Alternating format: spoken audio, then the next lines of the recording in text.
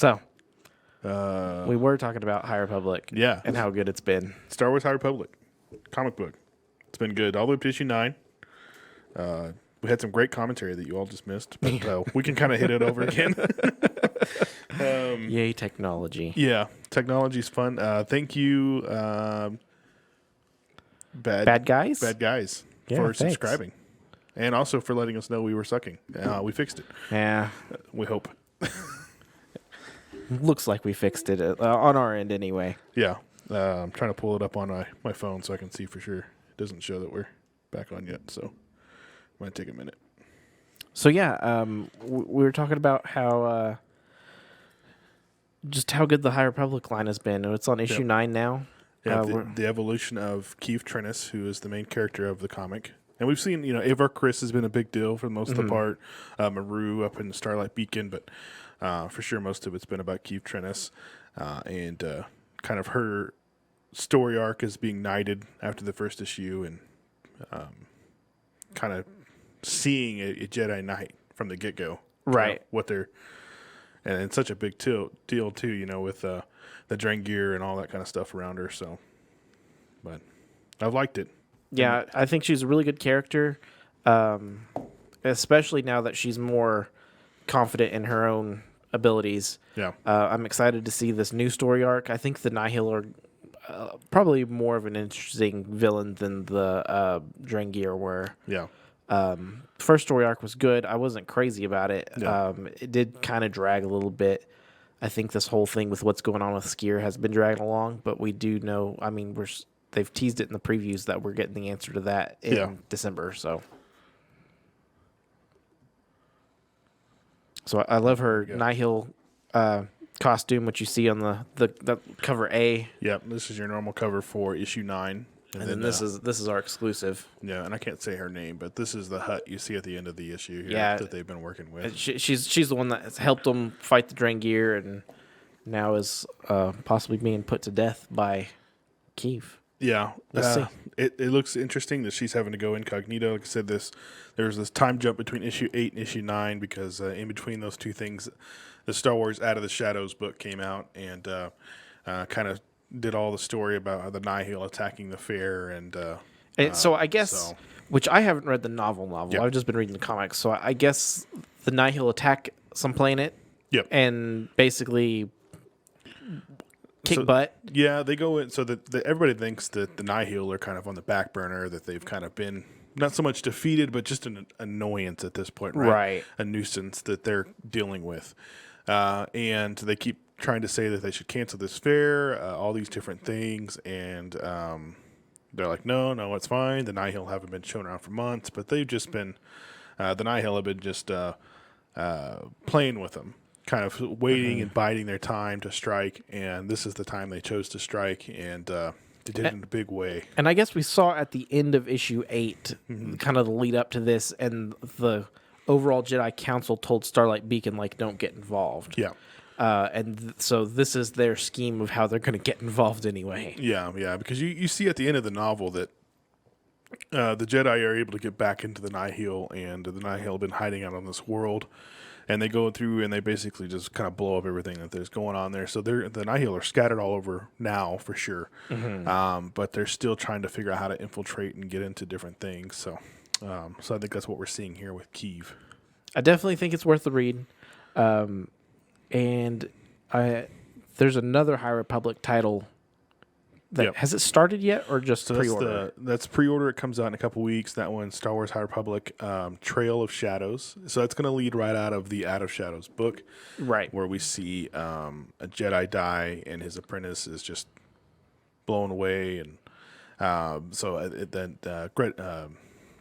Great Storm is the Jedi who, from what I can tell at the end of the novel, is dead. Yeah. So, and the Nihil have some kind of crazy power. Basically, just makes the Force users where they can't do anything. So it's gonna be interesting to see what the Nihil do with that. So let's moving on from Star Wars to another IP that's not necessarily based out of comics, but not so much superhero heavy. Yeah, Warhammer. Yep. This is issue number 2 of the Sisters of Battle. Yep. Did you finish it, or did you just make it about halfway? I'm about two pages done from being done with issue 1, and it's really, really good. It's so good. Yeah. I really enjoyed the Calgar book, so I was excited to see what they were going to do. Yeah, Calgar I thought was good. I think this one's better. Yeah. Yeah. So this has been really cool. It's just kind of getting that a little bit more in depth of kind of, the different parts of the 40K universe. Like, yeah, they're going full on grimdark. Yeah. And it's awesome. Yeah, it's been really good. I like this. Like I said, I'm almost done with the first one. I've got the second one to go through here. Just trying to get caught up with it. And like I said, Calgar was such a cool book because you didn't expect them to do what they did with the lore in a Marvel comic book. Right. You would expect that to be like a full-blown novel series from Black Library. Right. So it's really cool to see that they're using these Marvel comics to actually like make a big deal of things. And I like, particularly with this one, Calgar, I would say, to really understand the importance of the story, you do kind of have to have a Warhammer background to know who Calgar is and why it's so important. Yeah. He's kind of a big deal. Yeah.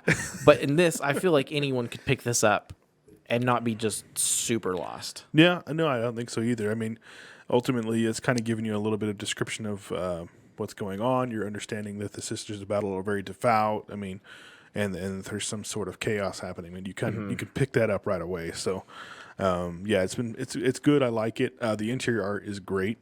It is. They did a great job with that. But yeah, I love how, I mean, it's such a well-written story, especially, this is a perfect way to get people into Warhammer. Yeah. And to me, that's being predominantly a tabletop gamer. That is my main goal at the end of the day, is get more people sucked into buying minis. Yeah, and it's the community is always been just such a big thing. So, and then just having more things to share with the community is one of the reasons I think this is cool. And then the cover art for these books has been pretty awesome as well. Sadly, they haven't let us do exclusives for them, or we would, but yeah, they're saving those for the Games Workshop stores. Yeah, I think they just showed off the first one. Oh yeah, for the Games Workshop stores. Well, the Calgar ones, the exclusives didn't come out till like 6 months later. Yeah, and I think this one they just showed it off, but I don't think it comes out for another month or two, so it'd probably be a few months behind too. I do dig the B covers are actually old like 3rd edition art, and I think that's awesome. Yeah, they're using some older stuff. Yeah, because I think this one's Dave. This is Dave Wilkins that did the cover A. Okay. We've had a couple covers done by Dave. He's great. He's similar to Raposa in a way, kind of that. Yeah. But yeah, I love his art. It's great. We ask for him on stuff all the time, and they're always like, he's busy. I'm like, but we like Dave Wilkins stuff. We need to use him. He's got too many Warhammer covers to do. Yep, that might be what it is. Yeah. Is this his signature, the little D with the? Yeah, the DW. Okay. Looks like Wolverine claws going through it. Yeah, it's pretty sweet. This is his cover for issue 2. Yeah. And then you got Arif doing a lot of the colors. Edgar Salazar is doing a lot of the art. And then this one's being by Torin Kronbeck. I think the first one was by... I can't remember who Calgar was by. And then, of course, Kevin Scott's been writing all the High Republic stuff. Yeah, he's been doing it since the beginning. Yeah, this has kind of been his book series. Of course, Charles Soule's kind of like he's like the main kind of creator over the 4 or 5 people that have been writing everything. But for High Republic or all of the Star Wars? High Republic in general. Okay. Yeah. You got Ireland, who's been doing some stuff, Kevin Scott. That's got 4 or 5 different writers that are kind of doing it all, and Charles Soule's kind of like the lead ringer there. So what else you got this week? So we'll get to Doctor Strange and King Shark probably because those are newer. I got Moon Knight the last couple weeks. Okay. Moon Knight has been really good. Of course, if you don't know much about Moon Knight, which I don't actually, so that's kind of one of the reasons I wanted to pick it up. I wanted to learn more about him. And they do a good job of I don't know much about him, and I'm still able to pick this up and kind of right away just go with the story and not have to feel like I have to read everything else in the past. So yeah.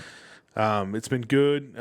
It kind of talks about his mental disabilities and all that kind of stuff, and he actually uses the mental disability in issue 2 to kind of take out somebody. So, yeah. But it's been pretty cool. I liked it a lot. I like that they have a new character in here. who is the left hand of the god that they serve, that they're priest of. So, now, that started with issue 1, didn't it? Yep. Okay. Yeah, so he's at the very back of that. So basically there's this guy that comes in, and Moon Knight's supposed to be basically taking out everybody that's not pure or whatever, sacred, and like he lets a vampire live, and he's actually like letting her be a part of like his crew. Okay. And this other guy's like, that's not cool, you can't do that. So he's coming in and like basically trying to push Moon Knight out, and he and become the new Moon Knight. So but it's been pretty cool. I liked it so far. Have you been reading this one as well? I haven't. Yeah. I haven't read it at all. So the second issue, like I said, he uses a little bit more of his mental issues to take out the main guy there. So, but I've really enjoyed it. It's been good. So, and I think McKay is writing this one. So, it's supposed to lead right into the Disney Plus series, also, from what I understand. Yeah, I could see that being a really good background. I could see them using the guy they've introduced in here, which is my brain just went dead. I think his name's right here. Yeah, Hunter's Moon. I knew it was still Moon. Yeah, we got Hunter's Moon here, and he is the left hand of the god Kushir. But he is. I could see them using him as a TV bad guy real easily, or just a bad guy in general. You know, it sets up because you know how they've done with everything else is everybody else kind of faces the opposite of themselves. Right. You know, all the Marvel shows. So I could kind of see that definitely being somebody they could allude to and get in there. So, but it's been good. I've really enjoyed it so far. Yeah, but we kind of see him. He still doesn't know about him yet, Hunter's Moon. Mm-hmm. He's kind of in the background playing around. So I really like picking up these books. Like they're not the main Team Avenger characters. Yeah. You know, they're the B team. Yep. Here lately, they've been good stories. Because to me, just constantly reading, you know, just the Avengers, just the Justice League, it gets pretty bland. Yeah. Yeah, I think it's cool to, and you know, the fact that like Marvel just did a huge movie with Shang-Chi. I mean, you know, 10 years ago when they first started the cinematic universe, nobody would have been like, yeah, they're going to do a Shang-Chi movie. Right. And now we're seeing they're doing Moon Knight. They're doing, you know, all these other Disney Plus shows like Armored Wars, which is mostly going to be about War Machine and Riri. They're doing a full Ironheart movie, She-Hulk. I mean, these are things that are getting the full-blown treatment of characters that we wouldn't see them doing. So it's cool to see Marvel's, you know, giving these guys, you know, their books, and even if they're short-lived or miniseries, they've been good material. Well, and you know, sometimes that's better. I love miniseries. Yeah. Just because you get the story and then it's done. Yeah. You don't have.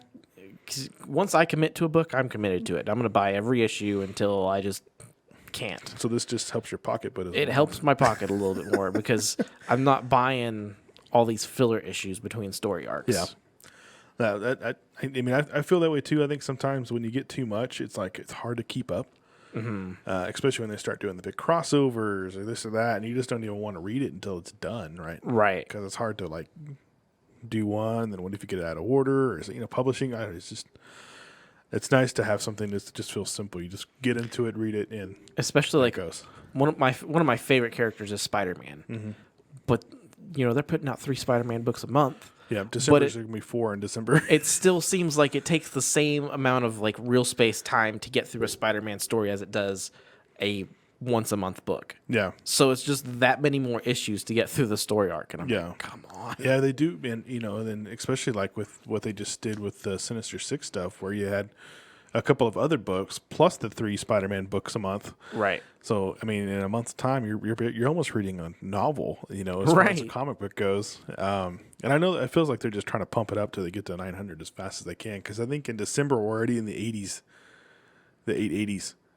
Yeah. So I mean, it's getting up there quick. Yeah. But Ben Reilly, Spider-Man now, and have a lot of different creators on that. So I think the first one comes out with him next week or soon. It's already past FOC. Yeah. So we should have the first Ben Reilly, or in a while Ben Reilly. Yeah. Issue coming out. So I'm interested to see where that's going to go, because I know they're going to have different creative teams kind of working in and out of that. Well, we know for sure that Pete will be back by December. Something, right? Either December or very shortly after. I would say January at the lit, just because of the release of the movie and the way Marvel is about Having comics reflecting the movies. I would say January at the latest, Pete's going to be back. Yeah, and if Riley's still there, it'll be more of like a combo deal probably. Yeah. So, because Pete's not gone anywhere, he's just too hurt to be Spider-Man right now. That's from what I understand. I can't keep up. Yeah. It's too many. It's too many. All right, so what do you got? You got a non-Marvel title over there? Yeah, so I've been reading. This is this week's stuff. This is Siphon number 3. It's from Image Top Cow. This is actually, I think from the previews, it was billed as this is the last book, but they leave it open to continue. If kind of one of those deals, if it makes enough money, we'll keep it going. Yeah. The story's been really cool. It's about this guy. He's a paramedic, and there's a murder near to where he's responding to a call, and the person murdered has this power, and it's almost like a phoenix type entity that just goes from host to host. Okay. And so he's nearby, so it chooses him as a host, and it allows him to take people's pain away. And being a paramedic, he's like trying to make the world a better place, but with all that pain that he takes, at least in the first issue, he doesn't know how to disperse it. He just takes on their pain, and then it's his now. Yeah. So he gets, like, it starts to ruin his life, and then in issue 2, he meets someone else with the same sort of powers that teaches him, well, you can actually take people's good feelings also. And he tricks them into thinking that it doesn't harm the other person. Yeah. And then towards the end of the book, he figures out what's going on there, and that it's actually hurting these other people. Yeah. He's like stealing their happiness. And then we find out that this guy he met is basically looking for someone to, I guess it steals their life force also. So he's essentially immortal. And he's looking for someone to kind of view the power the same way he does, so that he'll have basically a buddy for forever. Yeah. And every time that someone doesn't go along with it, he kills it so that it'll find another host. Right. And then we get to issue 3, and the main character figures out how to tap into this negative energy to use as an actual force. Okay. So he's starting to see he can push it back out in some kind of way. yeah. Okay. Yeah, so it was a really good read, especially for how short it was. And it might just be like an introductory volume where they come back with a whole nother start over. That's what I'm guessing it was. Is that this is the first story arc. They're going to see how well it does. Mm-hmm. If it does well enough, they'll come back with more. Yeah, interesting. I like the concept of that. That sounds really cool. Yeah, and I liked it just I like the main character just because it doesn't matter what happens to him. He's trying to make the world a better place regardless. And I always tend to gravitate to those sort of characters, like, Superman, Captain America. They're not in it for themselves. Yeah. That's why everybody doesn't like them. I know. They're gonna make the right choice regardless of the consequence to themselves. So yeah. That's why everybody's like, Superman, no, he's too nice. I know. That's the point. Yep. That was the whole point. That's why he was created. Yep. I put Superman on our background image just out of spite of the rest of the store. Yeah. Got a couple of Kirkham covers on there. Yeah. Got of course, a Kale new cover. David Nakayama. Love the Cyclops. And was Anacleto? Did he do Harley? That Harley is Miko. Miko. Okay. Yeah. One of his more popular covers for sure. Yeah. So sweet. I do like that. That's cool. Just trying to shake it up a little bit. Yeah. Like the overlay of Scorpion, like right over your panel too. Yeah. Awesome. Yeah. Fancy. It's all nice and stuff. All right. So things you want to go over. King Shark. We read that. We both read that. Yeah, one. we both read King Shark. What did you think about it? I thought it was fun. King Shark was like my favorite character out of the movie. Yeah. I thought it was interesting. You saw some of the characters they saw in the movie, like Peacemaker. He makes a little appearance in here. But overall, they're still using completely other characters. Yeah. They're using the Orca, which it was interesting to see her in here. Mm-hmm. But overall, I was very confused at where it was going until I got to the end, and I was like, okay. Yeah. Now it makes sense. I knew where it was going because I'd read the synopsis. Yeah. back when it was solicited. But yeah, it's Mortal Kombat for the animal totems, basically. Yeah, I don't even like that it said that at the ending. It was like, it's Mortal Kombat with furries. Yes. So I was like, that's awesome. Yes. So, but it was fun. It was good. I liked it. He's a little bit more intelligent than he is portrayed in the movie. Yeah, definitely for sure. Interesting to see more of the shark family as well. Yeah. But I like this one a lot. I thought it was good. But I'm interested to see where it's going to go. But it was pretty. I did like some of the little panels and stuff in there. So, if you haven't read it, that one came out this week. So, make sure you're grabbing that one up. So, I opened it and I was like, this is familiar. Mm-hmm. The first half of the book is the exact same as the Free Comic Book Day. oh, King Shark. yeah. Yeah, they were just kind of giving a preview. Yeah. Yeah. So I was like, I've already read this. And then you had the ending. The ending, that was so cool. Yeah, I liked it a lot. I liked that one. That was good. Outside Doctor Strange, I'm kind of to my end right now. I mean, I could talk about some other stuff that I have read, but you've been doing X-Men. Yeah, so for this week, I still have X-Men 3 and Miracle Molly. Yep. So I think the X-Men run has been phenomenal. Yeah. Jerry Duggan, they're back to being superheroes. Yeah. And then no more Outcasts. no more mutant politics. I mean, those are still in all the other books. Yeah. We're gonna see that stuff in the crossovers because Hickman's still doing all the events. But in just the X-Men book, they're back to being superheroes. The first issue was probably one of the funnest books I've read all year, where they have the X-Men Power Zord that they get together I forgot about and they fight this kaiju. I mean, that was cool. This book, the High Evolutionary, shows up. And who's on the X-Men team right now? You've got Cyclops. You've got Marvel Girl. We've got Wolverine, which is X-23. Yeah, it's the X-23 Wolverine. And then it's not Rogue. Rogue's on the team. Rogue is on there. I thought maybe she was. Gambit still kind of shows up. He's not officially on the team, but him and Rogue, they're still a thing. Yeah, well, they're kind of married. The official team is Cyclops, Jean Grey, Sunfire, Sync, Wolverine, Polaris, and Rogue. Yeah. Oh, and then Polaris. That's right. Yep. Yeah, the bad guy says their new home base is bitchin'. Yeah. Yeah, it's pretty cool. Yeah, I just like how fun the book is. Yeah. There's not a ton to think about. Yeah, and I think that's kind of, that's why you go to comic books in the first place, right?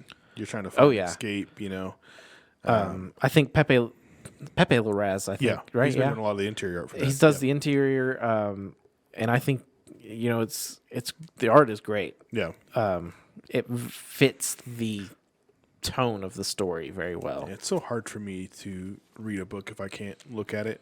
Right now, I've been reading The Witcher stuff, The Witcher's Lament. Yeah. And I love all The Witcher stuff. I've gone through all the novels. Of course, the show is great. And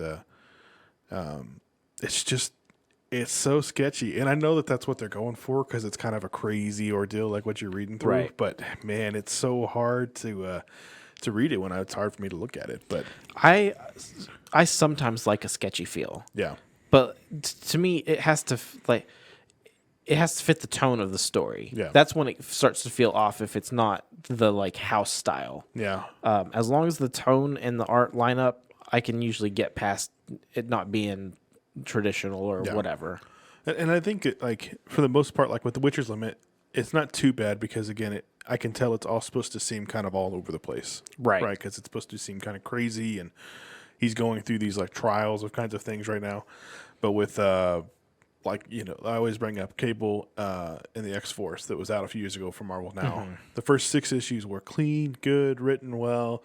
You get to the 7th issue and this whole new artist comes in and it's just it's just terrible. And it's still the same writer, same everybody else, except for the art's now drastically changed.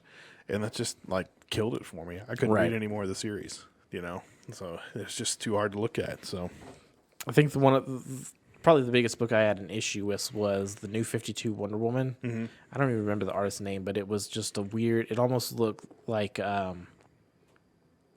South Park style, where Yeah. it looked like just shapes that had been cut out. There wasn't much of a defining outline, and I mean that was weird. I pushed through it and read all the way until they changed artists, but Yeah.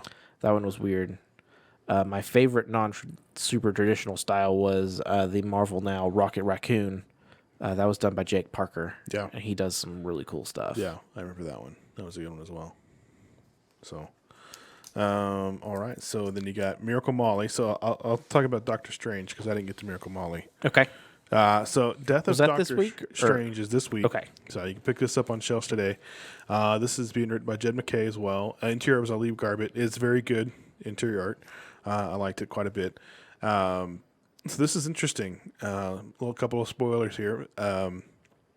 So Doctor Strange dies. No. But basically the whole book is him kind of talking about finding a way to be immortal and talking about somebody else who has kind of done this in a way.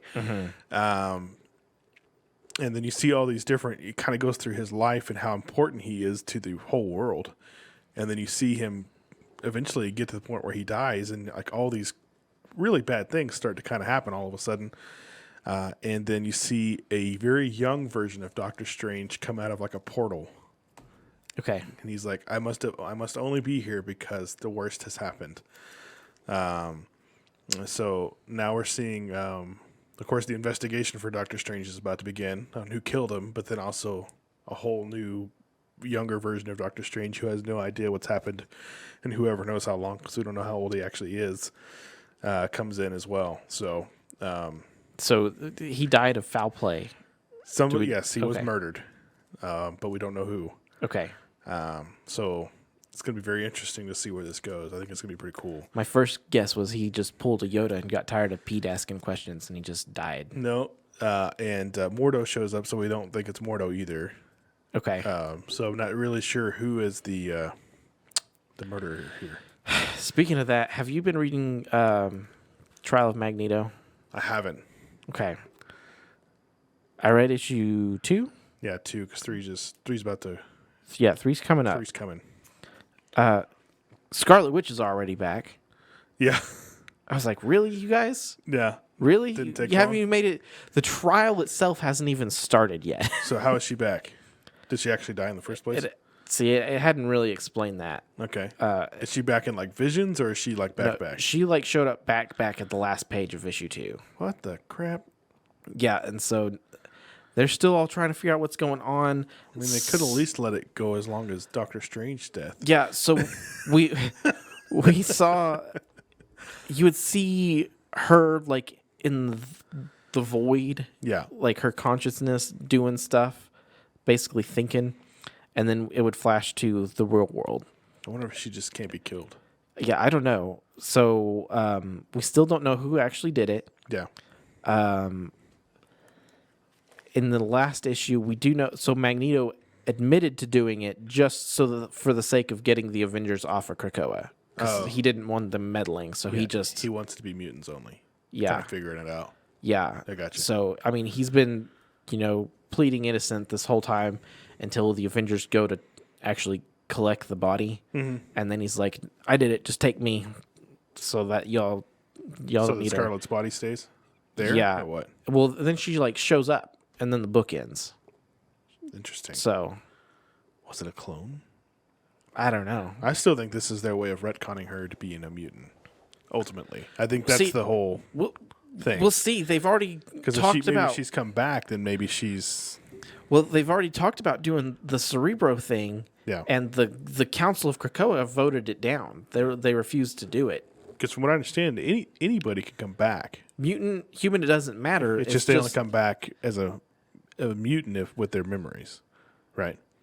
I don't know about that. What I do know is that it's the council that just refuses to bring non-mutants back. Okay.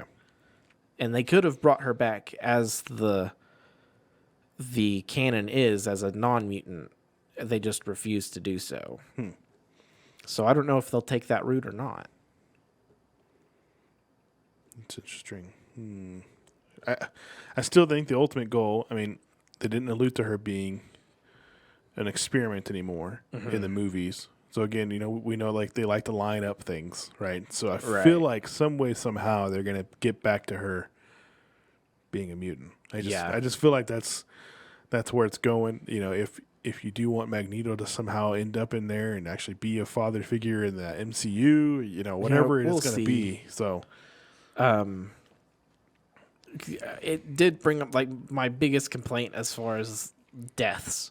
It has no meaning when that character is back in 2 issues. yeah, and I mean, I guess we don't know the ultimate reason why or how yet, but yeah, I mean that's If you're gonna kill him, like, I don't have any issue with bringing a character back, but do it Wolverine style and leave him dead for a few years. yeah. I mean, he was gone for. I mean, they ultimately brought a whole other version of him. I mean, we had Old Man Logan, but that was a completely different Earth. That had Yeah. nothing to do with the main continuity. Yeah, and then and the Wolverine story to bring him back was it was over a year long. Yeah, The story to bring him back that Charles and McNiven did. So I mean, it was a pretty interesting deal that they did with all that. So that's I guess we'll see. yeah. I guess we'll see what's happening with that and why she's coming back. So Well, and it did also strike me kind of like it's kind of busy having Inferno and Trial of Magneto going on at the same time. yeah, because Inferno's kind of Hickman's last thing, right? I mean, overall he'll still kind of be in charge of some things from what we understand. Yeah. But it's kind of his on way out. It's other people are kind of taking over. supposed to tie up a bunch of loose ends he left in House and Powers. Okay, yeah, because it's supposed to see some of those characters coming back, and I think Inferno's next week.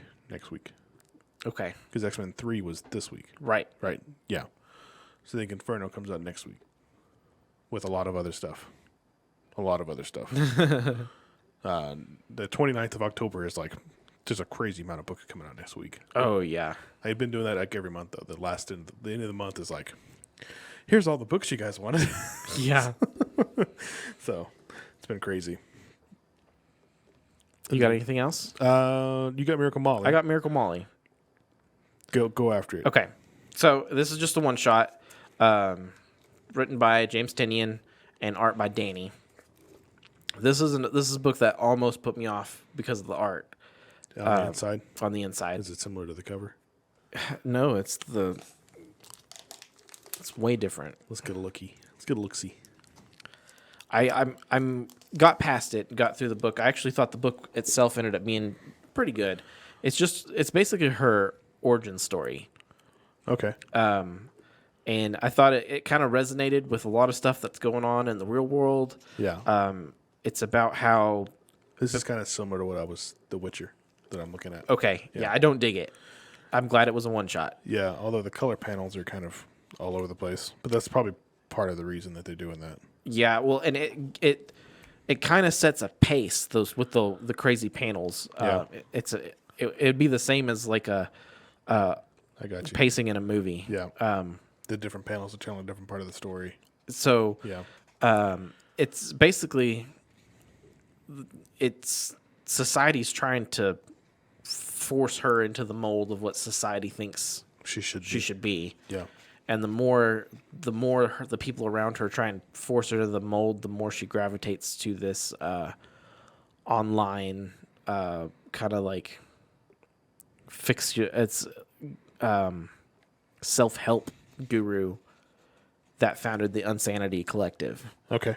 And so the more she's forced to she wants to focus on making robotics and stuff for this company she works for, and working for this promotion that's never going to happen because basically her boss is just stealing her ideas anyway. Yeah. So she just wants this promotion while the rest of her family is telling her to basically give up. It's time to settle down and have kids and fit into that stereotypical kind of housewife role. And she doesn't want that for herself. So she stays up all night watching this guru online, and it finally all comes to a head, and she basically runs off and tries to find him in person. And then when she does, he wipes her memory, and she becomes Miracle Molly. There you go. There you go. There she is.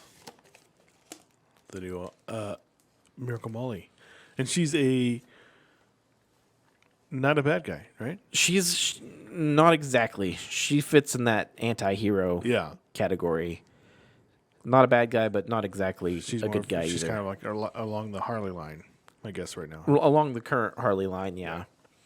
I do think she's a much more interesting character than Punchline. Mm-hmm. Punchline, I felt like, was just a carbon copy of the old Harley, just to have that her there, role filled. You know, have the crazy Joker's girlfriend. Yeah, you know,